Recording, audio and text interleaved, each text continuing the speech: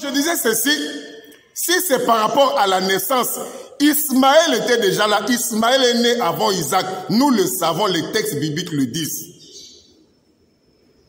Mais lorsque Dieu dit, écoutez-moi très bien, frères musulmans, lorsque Dieu dit ceci, que Abraham, prend ton fils, ton unique, l'unique c'est pas par rapport à la naissance, l'unique c'est par rapport à la promesse. Parce que Dieu regarde la promesse.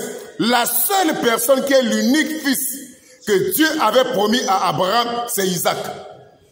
L'unique fils. Donc lorsque Dieu dit, prends ton fils, ton unique, c'est pas par rapport à la naissance, mais c'est par rapport à la promesse. Donc par rapport à la promesse, Isaac était l'unique fils d'Abraham. Parce que Ismaël est né selon le raisonnement de Sarah. C'est Sarah qui a raisonné, qui a dit à Abraham de prendre sa servante Agar. Peut-être aurais-je paraître des enfants. Ismaël est né sur le raisonnement, selon le raisonnement de Sarah. Mais Isaac est né en vertu de la promesse. Donc, lorsque Dieu dit ceci, je réponds pour terminer. Prends ton fils, ton unique. L'unique n'est pas par rapport à la naissance, mais l'unique c'est par rapport à la promesse de Dieu. Parce que Isaac, c'est l'unique fils de la promesse. Dieu sait ce qu'il dit. Dieu n'est pas bête. C'est les hommes qui veulent chercher à connaître les choses de Dieu à la manière des hommes. Dieu n'est pas bête. Lorsque Dieu disait fils unique, il savait que Ismaël était là. Dieu ne disait pas par rapport à la naissance, Dieu disait par rapport à la promesse. Par rapport à la promesse de Dieu, il n'y a qu'une seule personne qui est l'unique fils d'Abraham, c'est Isaac. Parce que Isaac est né en vertu de la promesse. C'est de ça qu'il s'agit.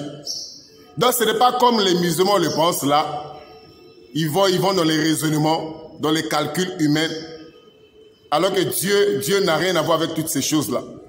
Donc lorsque Dieu disait ceci pour terminer, dans Genèse chapitre 22, versets 1 à 2, prends ton fils, ton unique par rapport à la promesse de Dieu. Unique ici, ce n'est pas par rapport au dictionnaire. Le dictionnaire, ça peut t'aider, le dictionnaire, ça peut aussi t'égarer. C'est pour ça que vous allez voir dans Ézéchiel chapitre 7, le verset 5, vous allez comprendre la définition du mot unique dans le langage de Dieu. Dieu a un langage. Dans Ézéchiel chapitre 7, à partir du verset 5, il est écrit au prophète Ézéchiel, un malheur arrive, un malheur unique. Croyez-vous qu'il n'y avait pas eu de malheur à l'époque d'Ézéchiel? Il y a eu des malheurs et des malheurs. Mais le malheur mentionné dans Ézéchiel chapitre 7, verset 5, c'est un malheur différent, un malheur unique. Donc lorsque Dieu aussi dit ceci, frères musulmans, lorsque Dieu dit ceci à Abraham, sacrifie-moi ton fils, ton unique, ce n'est pas par rapport à la naissance. Dieu savait que Ismaël était là.